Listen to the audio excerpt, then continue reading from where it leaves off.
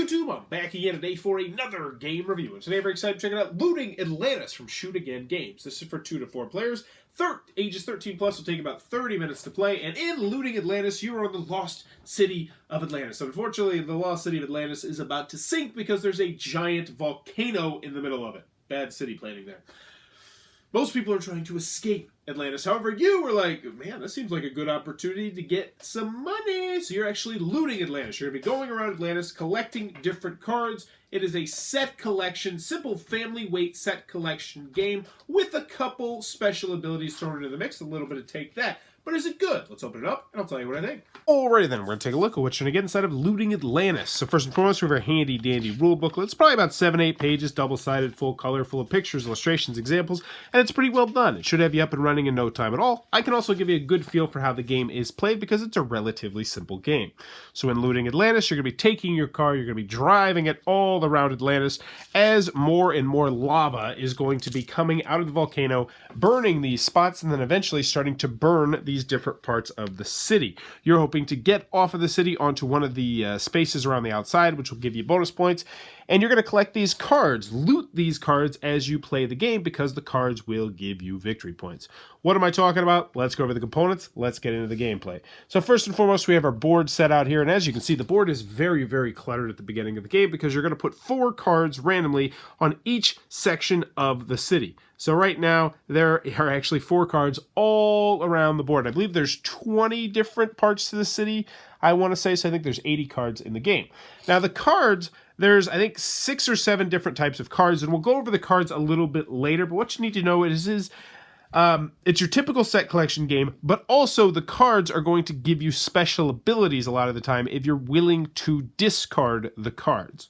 So what do you do on your turn? So the first thing you're going to do on your turn is you are going to place a lava token down. And when you first start off, you have to place it on one of these triangles, but on corresponding turns, you can either place it on the triangles or you can place it down on the next lowest spot on a track. So you can make it so it's going to burn the city quicker, or you can make it so you'll have more time to loot depending on what you want to do.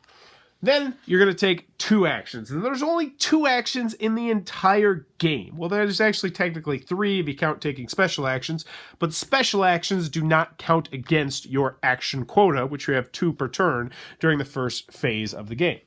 So the 2 actions are you can move your car or you can loot your spot. That's it. Simple, straightforward. So right now, let's pretend I'm the blue car right here. I just put my lava token right there, and I'm just going to chill right here, and I'm going to take these I take the top 2 cards. So bloop, take the top 2 cards, and those are my 2 actions, just picking up those 2 cards. So now's a good time to take a look at the cards and go over the different cards. Most of them are going to look something like this. It's a set collection aspect. If you have 6 of these cards at the end of the game, you get 36 points. If you somehow get 12, you get 144. But down on the bottom in the small text, it says discard this card to your current location to stop the effect played by another player. The player gets to keep their negated card, does not count as equipment card play.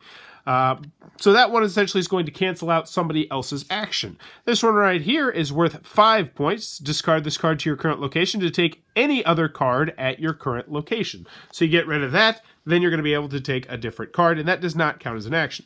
Now these cards would just go in front of me, and I want to make it so that I remember I have them because you can use them. That's my whole turn right there. So maybe the next person goes, and they'll put that right here, and they once again are probably going to take these 2 cards here, which brings me to my favorite / least favorite card in the game, which is the Fusion Battery.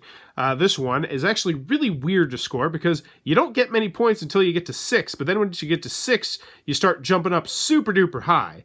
But you discard this card to your current location to immediately take 2 actions, and getting rid of this does not count as an action. I'm going to talk more about this card in the pros and cons, but yeah, this is a very, very powerful card. Now, what's eventually going to happen is you're going to be putting a whole bunch of the lava down. The lava is going to go down, and eventually the lava will at some point get to a city. And when it gets to a city, everything in that city is burned. All these cards get discarded, and they're out of the game. Now, also, if you're there, then you get knocked out of your spot. You get sent off the board, and it's going to take you one of your actions to actually get back to the board.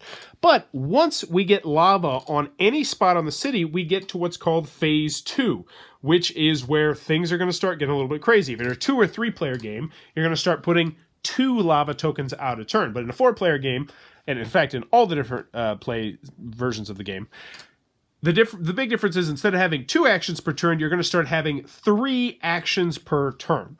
Anywho, you're going to continue to do this, going around the board, collecting all the different cards, until either A, all the cards are gone, or B, yeah, all the cards are gone. Or B, everything's burned, which would also mean all the cards are gone.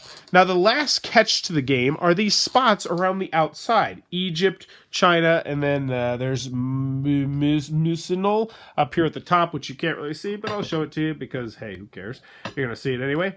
And this is an interesting aspect of the game because if you choose to, instead of taking your turn, like if the city's about to burn down, you can say, all right, I'm just going to fly to Egypt, and then I'm just going to fly to China. Now, that puts you completely out of the game. Like, you are done. You are not getting any more cards. You can go take a pee or whatever, but you are going to get those big bonus points, 40 and 30 points at the end of the game. Once all the cards are gone or everything's burned, you are going to tally up the points. Whoever has the most points will be the winner of the game. And I do want to show you a couple more of the unique cards in the game. So we talked about the blue one, which is worth 5 points, but depending on how many of these circular cards, the blue ones go up in value. So if you have 3 of these blue circular cards, they're worth 20 points, which is really good. Discard this card to your current location to take any other card at your current location. Same thing as the blue one. Next, we have the brown one right here. These are always going to be worth 7 points. Give this card to another player at your current location and take any card of your choice from them. So this one's going to allow you to steal a little bit. This one right here, if you have a set of all 4 of those different colors, these are going to be worth 20 points a pop. But anywho, those are some of the different cards you're going to have in the game, and that, in a nutshell, is how you're going to play Looting Atlantis. Alrighty then, Looting Atlantis from Shoot Again Games. What are my final thoughts? Let's go over the pros, let's go over the cons. First, on the con side, game's not going to be for everybody for a variety of different reasons. 2 to 4 players, restricted player count. Also, I liked it best at 3 and 4 players. There was just a little bit more player interaction, a little bit more people playing cards and lava and different stuff like that. I thought it was okay at 2, but I liked it best at 3 and 4. Another con that I have with this game is the artwork is I did not like the artwork. And I normally don't notice artwork that much. It's something that I normally just take it or leave it. But this artwork, specifically on the cards, was just like, I don't like this artwork. And everybody else I played with, because I was asking, was like, what do you think of this artwork? They're like, bad to okay. So the artwork of the game, it definitely leaves a little bit to be desired. Continuing onward, the cars just look weird and wonky. They look very prototype-ish with the white backdrop on them. Like, even if they were cut out, I think they would look a lot better. Minor nitpick, but something that I did want to mention. The biggest con that I have in this game, actually, I'll get to that in a second. The other con that I have in this game is that this is definitely a family weight game or a lightweight filler game if you have a lighter gaming crowd. So if those are not games that you're looking for at this moment, then this is probably not going to be a game for you. But the biggest con that I have in this game are these yellow cards right here. So you discard this yellow card, you put it on the bottom of the stack of where you are at, and then you get 2 additional actions on a turn. But if you're paying attention to the middle part, then you know you get 2 actions on a turn, period. So it's essentially, discarding one of those is like gaining an extra turn each and every round if you're able to discard a yellow each and every round, which most people, and I played this 3 different times, each time I played, someone who used the yellow cards a lot won the game. People were setting themselves up so they would be able to use a yellow card each time because, yes, you have to discard a yellow card to get those 2 additional actions, which is kind of like losing one of your actions, but at the same time, it's still a net gain of 1 action each time you do it. And if you do it 9 or 10 times throughout the game, then you have essentially gained 5 more turns than everybody else at the table. Now, I'm sure other people are going to be using the yellows, but if you're not using the yellows, somebody else has essentially gained 5 more turns than you have throughout the game. Now, the yellows do give you a lot of points if you collect them. So there's like that incentive, like, well, yeah, but if I collect them, I'm going to get a whole bunch of points. But that's kind of negated, because we actually had someone who tried to do that by the fact that other people can steal your yellow cards with the other colored cards. I believe it's the blue cards. And it just, But then again, you can block someone doing that, but at the same time, you have to discard one of your other cards in order to block someone else from doing that, and I just did not like how the yellow cards work, and it felt like there was an optimal strategy, and that was to make sure you had yellow cards and you were gaining as many actions as you could, doing 2 extra actions each and every turn. And especially became like that towards the end of the game, because here's the thing. if you have a lot of yellows, you get a lot of points. But if you only have like 2 or 3 of them, it's like, yeah, I'm just going to use one of these each turn to get 2 extra actions, which means instead of having 3 actions at the end of the game, you're having 5 actions. And what a lot of people were doing was they would use the yellow card, drop the yellow card, pick up everything in that pile, and then, you know, use the yellow card again on the next turn. I just did not like how the yellow cards worked in the game. Continuing on with the pros, though, I enjoyed Looting Atlantis. I thought it was a good game. I don't think it's great. I thought it could have been very good, but once I figured out the yellow strategy about halfway through the first game, I was just like, oh man, that does kind of put a damper on the game, at least for me personally. I like the special abilities. There is a little bit of take that, just a little tiny bit of take that, which will be a turn off to some people, but it's a minimal amount of take that.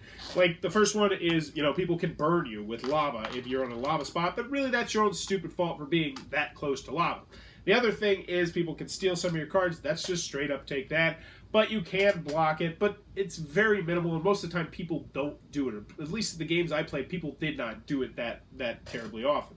But I like how easy this game is to learn. I like how easy it is to teach. The component-wise, aside from, you know, looks aside, components are perfectly functional. The box insert works well. Rules were well done. I like the mechanisms in the game. It's very streamlined, very simple, which I thought was good. I like the set collection aspect. I like how there's different ones you can collect, and they have different ways that they're going to score at the end of the game, which was kind of cool. I like, you know, this one right here is worth 20 points if you have one of each of them, and that can be huge, because if you get like 4 or 5 of these, that's 100 points right there. It felt like there was not an optimal strategy on which cards to collect. Now, I said the cons. I feel like there's an optimal strategy on which cards to play, but on which cards to collect, I felt like they were pretty balanced, aside from the Browns. The Browns kind of suck, which is probably why you would discard them. But, anywho, Looting Atlantis, I think it's a good game. I don't think it's a great game, but I think it's a good game. I'm going to keep it for the time being in my classroom, because the kids I played with, they enjoyed it a good deal. So I can recommend checking this one out as a simple family weight game, or as a potential game night filler game if you are on the lighter side of the gaming gambit. So that is Looting Atlantis from Shooting Again Games, one that I'm, for right now, going to be keeping in my collection, in my classroom, to play with my kids. Despite the fact it says ages 13+, I played this with an 8-year-old. They had no problems with it, so just ignore that. It's probably like joking stuff. But, there you go. If you enjoyed this review, please be sure to click on that subscribe button down below in the comments below. Let me know. LASIK surgery, does it freak you out? For me personally, it used to freak me out, but now I've just heard so many people saying so many amazing things about it that I'm like, yeah, shoot that laser into my eyeballs. I just can't afford it right now, but eventually, once computers do it all and I can just get it for like 20 bucks at the mall, then I'm going to get me some LASIK surgery. But let me know in the comments below. LASIK surgery, lasers in your eyes. Does it freak you out? And as always, thanks for your time, YouTube.